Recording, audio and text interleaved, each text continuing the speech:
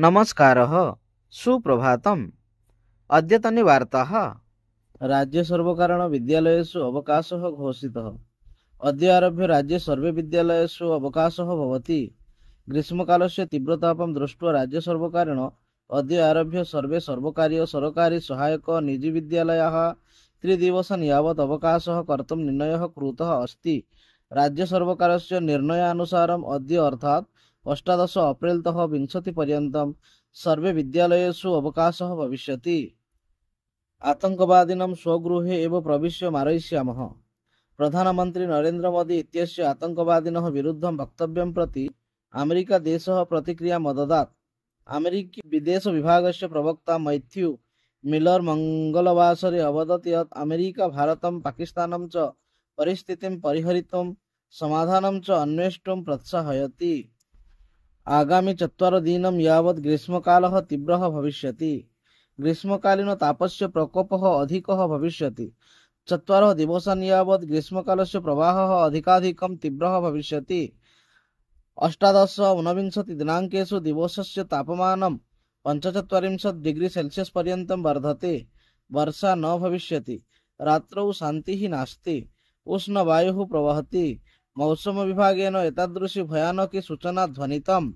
प्रख्यातः उद्योगपतिः अनन्त अम्बानी श्रीमन्दिरम् आगत्य भगवन्तं दृष्टवान्। ह्यः भारतस्य सर्वाधिक धनवानस्य प्रमुख उद्योगपतेः च मुकेश अम्बानी इत्यस्य कनिष्ठपुत्र अनन्त अम्बानी इत्यस्य आगमनः आसीत्। अनन्त अम्बानी जेड् युक्त सुरक्षायां भुवनेश्वर विमानस्थानकात् पुरीनगरं प्राप्य श्रीजीयु इत्यस्य दर्शनं कृतवान्। तेन भगवते 2,51,50,000 रूप्यकाणि दत्तवान्। ह्यः रामनवमी आसीत्।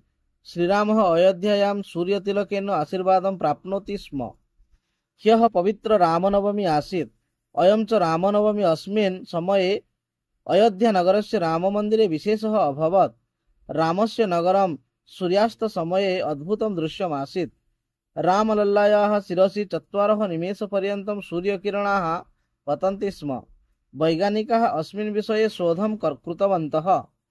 अस्य परीक्षणं च अन्तिमेषु दिनेषु कृतम् अस्ति। वर्षस्य वर्षा एकेन दिवसेन भवति स्म।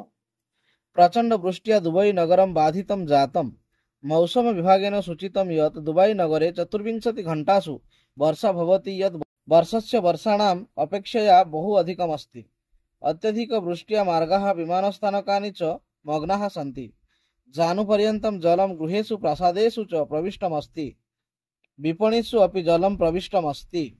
यात्रातः प्रत्यागच्छन्तः वृद्धः मार्गे गजेन मारितः। आठगडे गजाक्रमणेन एकः वृद्धः मृतः। एषा दुर्भाग्यपूर्णा घटना बुरुडिझाटिया नगरस्य काण्डमुगुरी ग्रामे अभवत्। यात्रां दृष्ट्वा गृहं प्रत्यागमनसमये सः युवकः गजस्य सम्मुखीनम् अभवत्। हुण्टुनि आरक्षी वनविभागस्य च मृतस्य समाचारं प्राप्य सम्पर्कीयान् ज्ञापितवान्।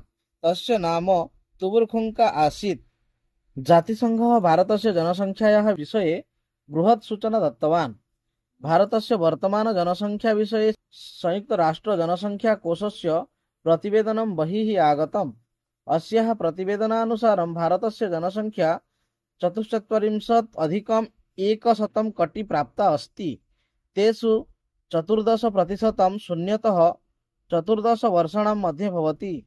संयुक्तराष्ट्रसङ्घस्य जनसङ्ख्याकोशस्य विश्वजनसङ्ख्या स्थितिः 24,200,000 इति प्रतिवेदनानुसारं 77 वर्षेषु भारतस्य जनसङ्ख्या द्विगुणितं भविष्यति इति वार्ताः।